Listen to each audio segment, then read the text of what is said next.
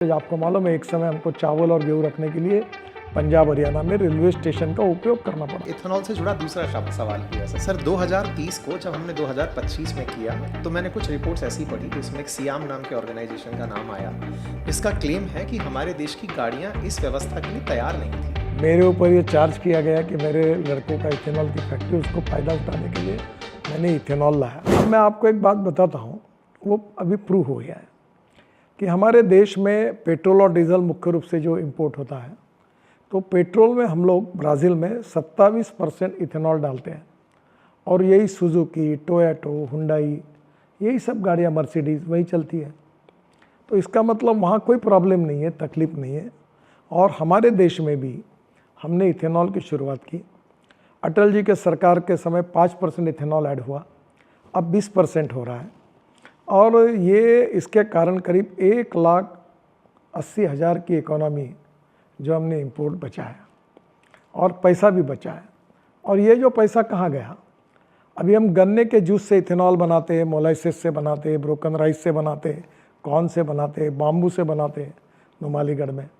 और परली से हम लोग पानीपत में इथेनॉल 1 लाख लीटर बना रहे हैं, 150 टन बिटुमिन बना रहे हैं और 78,000 टन सस्टेनेबल एविएशन फ्यूल यानी हवाई ईंधन भी बना रहे हैं। और ये परेली जलती इतनी तो दिल्ली में प्रदूषण बढ़ता। ये वेस्ट टू वेल्थ और नॉलेज टू वेल्थ वाली बात है।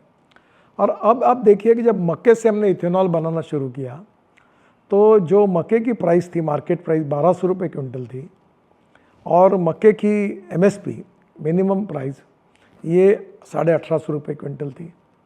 जैसे हमने मक्के से इथेनॉल बनाने की शुरुआत की तो मक्के की प्राइस 28 रुपये क्विंटल हुई और उत्तर प्रदेश और बिहार के जो मक्का उत्पादक किसान हैं उनके जेब में 40,000 करोड़ रुपए गए। क्या इस देश के किसानों का भला नहीं होना चाहिए? क्या इस देश को इंपोर्ट कम नहीं होना चाहिए? क्या इस देश में आज 40% एयर पोल्यूशन फॉसिल फ्यूल के कारण, पेट्रोल, डीजल और गैस के कारण है, जिसके लिए मैं जिम्मेदार हूँ, रोड ट्रांसपोर्ट मंत्री होंगे। क्या ये प्रदूषण से देश की जनता को मुक्ति नहीं मिलनी चाहिए?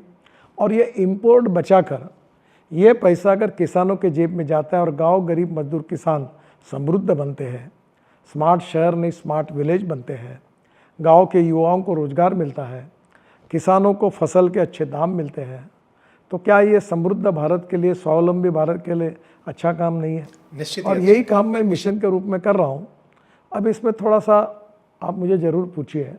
सर इसमें 2 सवाल हैं। पहला, जब हम लोग पढ़ते हैं सर तो जानकारी आती है कि जो खाद्यान्न फसलें हैं, चाहे मक्का है, शुगर केन है, गेहूं है, अगर हम इनका फॉसिल फ्यूल में यानी कि इथेनॉल बनाने में उपयोग करने लगेंगे तो भारत जैसे देश में जहां 140 करोड़ की आबादी है उसके खाद्यान्न की आपूर्ति का संकट उत्पन्न हो सकता है।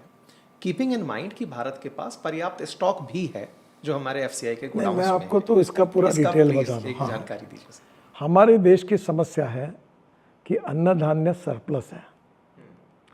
अभी आपको मैं बताता हूँ, इस साल वर्ल्ड में सबसे ज़्यादा चावल हमने रिकॉर्ड ब्रेक बनाया, नंबर 1 पर आए। हमारे पास चावल सरप्लस है, मक्का सरप्लस है, शुगर सरप्लस है और आप देखिए आज हमारे देश में गेहूँ सरप्लस है। हमारे देश में अब स्थिति ऐसी है ग्लोबल इकोनॉमी में कि अब हमारी जो कृषि उपज है या अन्न धान्य जो इसके भाव है ये तय करना हमारे हाथ में नहीं है। ब्राज़ील शक्कर का भाव तय करता है, अर्जेंटीना सोयाबीन का भाव तय करता है, हमारी अमेरिका कॉर्न का भाव तय करती है। और इसके कारण आज हमारे यहाँ स्थिति ऐसी है कि ब्राज़ील में जो शुगर तैयार होती है वो 26 रुपये किलो उसकी प्रोडक्शन कॉस्ट है और हमारे यहाँ तय होती है वो 32 रुपये है। अब आप शुगर की बात बताता हूँ, हमारे देश में 360 लाख टन शुगर तैयार हुई है, जबकि हमारी कस के पूरी रिक्वायरमेंट है 270 लाख टन, यानी 90 लाख टन एक्सेस हुई है। और इसलिए शुगर फैक्ट्री बंद होने के कगार पर है। यूपी, बिहार में, यूपी और देश में अनेक जगह पर शुगर फैक्ट्री बंद होने के कगार पर है। और अगर हमने इथेनॉल नहीं लाया था तो ये 50% फैक्ट्री और बंद हो जाती।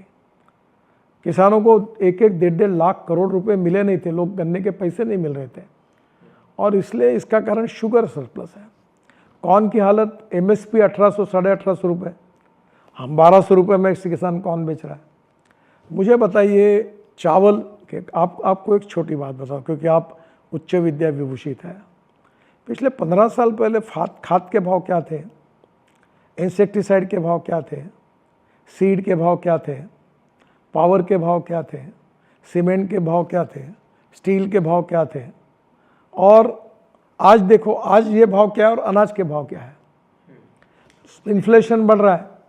आप देखो जब प्याज का उत्पादन बढ़ता है तो प्याज 1 रुपये किलो जाता है तो उसको कोई संरक्षण नहीं है, और जब उसको एक्सपोर्ट करके 25 रुपये 30 रुपये रेट मिलता है तो हम बंदी ला लेंगे। तो ऐसा देश कैसे चलेगा। एक किसानों को एक तरफ से अगर हम लोग इसी प्रकार से दबाते जाएंगे तो निश्चित रूप से इसके कारण नई समस्याएं पैदा होगी। और इसलिए हमें आज कोई शॉर्टेज नहीं है, ना गेहूं का शॉर्टेज। आपको मालूम है एक समय हमको चावल और गेहूं रखने के लिए पंजाब हरियाणा में रेलवे स्टेशन का उपयोग करना पड़ा। हमारे पास रखने के लिए गोदाम नहीं है। ग्रीन रिवोल्यूशन हुआ है, सीड अच्छे डेवलप हुए हैं, प्रोडक्टिविटी बढ़ी है, इरिगेशन बढ़ा है, और इसलिए अब हमें अनाज की कमी नहीं है। At the cost of the food grain हम फ्यूल नहीं बना रहे, हम सरप्लस है उससे बना रहे हैं। दूसरी बात, क्या आपको पता है कि कितना अनाज हर साल सड़ता है।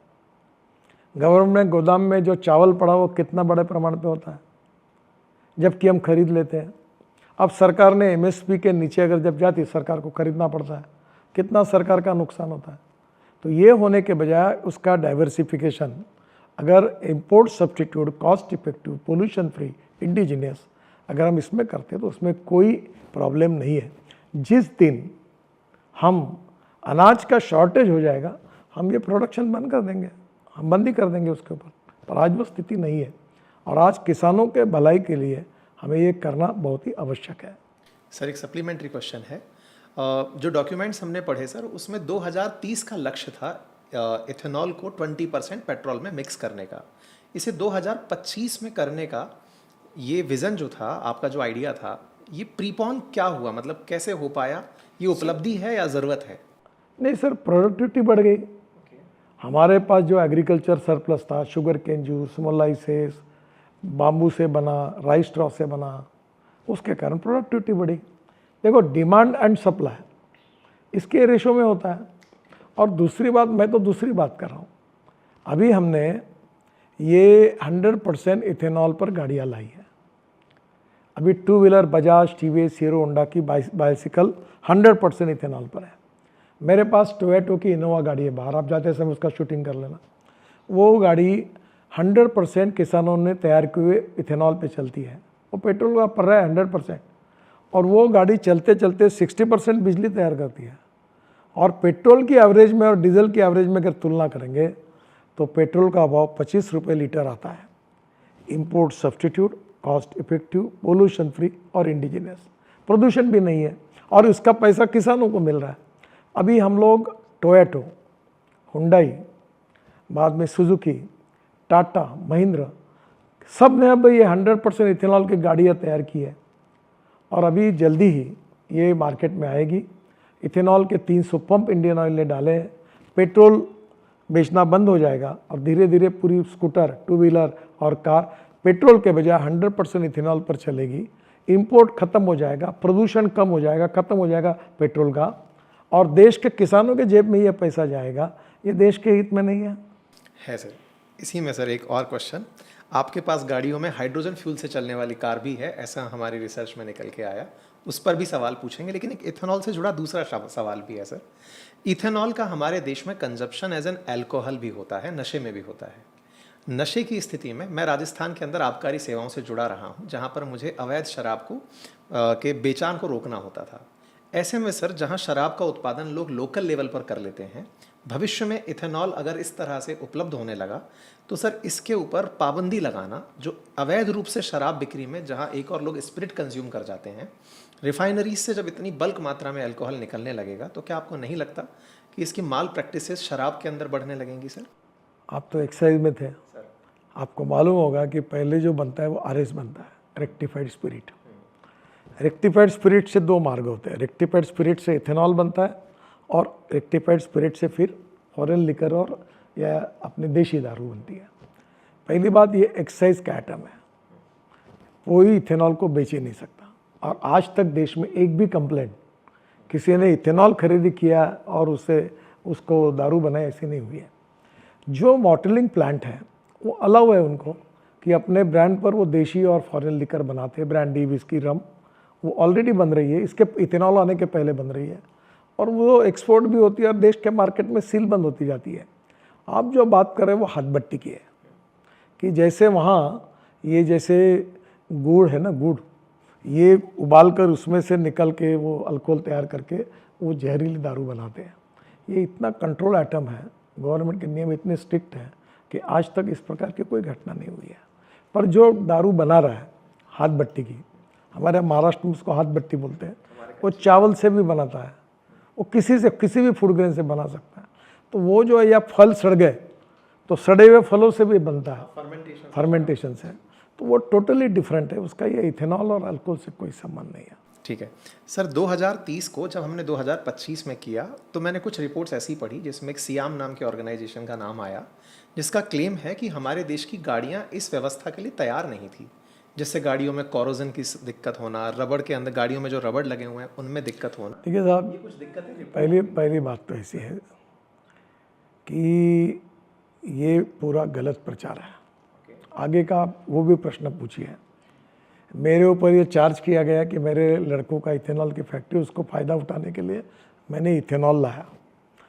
पहली बात, देश में 550 फैक्ट्री है, उसमें से जो मेरे लड़के इथेनॉल बनाते हैं वो 1 सवा लाख लीटर देते हैं, उसमें से 10 lakh 20 lakh litre per day बनाने वाली 300-400 कंपनियां हैं। तो हम 0.06% इथेनॉल देता है और वो भी हमारे अल्कोहल भी बनता है तो वो भी कम है। तो पहला पूरा 100% के साथ कोई लेवल दे। अब मैं हाइड्रोजन की बात कर रहा हूँ तो मैं हाइड्रोजन तैयार कर रहा हूँ, मैं डीएमई की बात कर रहा हूँ तो कोई डीएमई थोड़ी बना रहा हूँ, मैंने इलेक्ट्रिक व्हीकल लाया तो कोई बैटरी में बना रहा हूँ, मैं अल्टरनेटिव फ्यूल और बायोफ्यूल की बात कर रहा हूँ। तो पहली बात, इस प्रकार का पूरा बेबुनियाद आरोप, एक पेड कैंपेन चला गया और जिसमें मुझे, मेरे फैमिली को बदनाम करने की कोशिश की, 100% झूठा था। दूसरी बात, इथेनॉल की खरीदी ऐसी नहीं है कि मेरे से लिया जाता, पहले इथेनॉल का टेंडर निकलता है, फिर उसकी प्राइस कैबिनेट तक जाती है, कैबिनेट वो अंतिम निर्णय देती है और फिर उसके हिसाब से कोटा मिलके फिर वो खरीदी करते हैं, कोई किसी को फेवर नहीं किया जाता। दूसरी बात, जो आप बात पूछ रहे हैं कि इथेनॉल के कारण गाड़ियाँ खराब हुई, ये सीएम जो है, इन्होंने ये जब कंट्रोवर्सी चली तो उन्होंने प्रेस कॉन्फ्रेंस लेकर बताया कि ऐसी कोई गाड़ियाँ, सीएम ने प्रेस कॉन्फ्रेंस ली। दूसरी बात, पहली बार जब इथेनॉल बनता था तो हमारे यहाँ मेटल के वो जॉइंट्स वगैरह पार्ट है वो सड़ते थे और रबर के हो गए। अभी हमारे यहाँ इथेनॉल की एक भी ऑफिशियल तकरार नहीं है। एक जगह कोई आता, आजकल कल मेरे पास हमारे एक मराठी के पेपर है लोक सत्ता, इंडियन एक्सप्रेस का, उसके देवेंद्र गावंडे करके मुख्य संपादक है नागपुर में, उन्होंने वो जीप कंपनी की एक एसयूवी है उनके पास, उन्होंने फ़ोन किया कि मेरी गाड़ी काम नहीं कर रही, प्रॉब्लम आया। और मैंने जब मैकेनिक कंपनी में लेके गया तो उन्होंने कहा कि ये इथेनॉल के कारण ये प्रॉब्लम आया। तो मैंने कहा तुम्हारी गाड़ी किसकी है? बोले डीजल की। तो बोला डीजल में तो इथेनॉल ही मिक्स नहीं होता, तो ये झूठ बता रहा है आपको। ये मेरा सवाल भी था कि डीजल में ब्लेंडिंग का क्या प्लान है सर? डीजल में इथेनॉल नहीं जा सकता, मैं आगे बताऊंगा आपको। तो पहली बात तो ऐसे कि झूठा प्रचार करना, ये इथेनॉल के पीछे कुछ लोगों ने किया, जबकि ब्राज़ील में ये 1952 से चल रहा है, सब गाड़ियों में चल रहा है, कोई तकरार नहीं, वो देश चल रहा है, सब जगह सक्सेसफुल हुआ है। और टोयोटो कंपनी ने जब ये इंजन तैयार किया 100% इथेनॉल पर, ये पूरी टेक्नोलॉजी सब लोगों ने, टाटा महिंद्रा ने डेवलप की। अगर इसमें कमियां रहती तो होती क्या? ये पूरा गलत प्रचार है और सीएम का कोई तकरार नहीं है।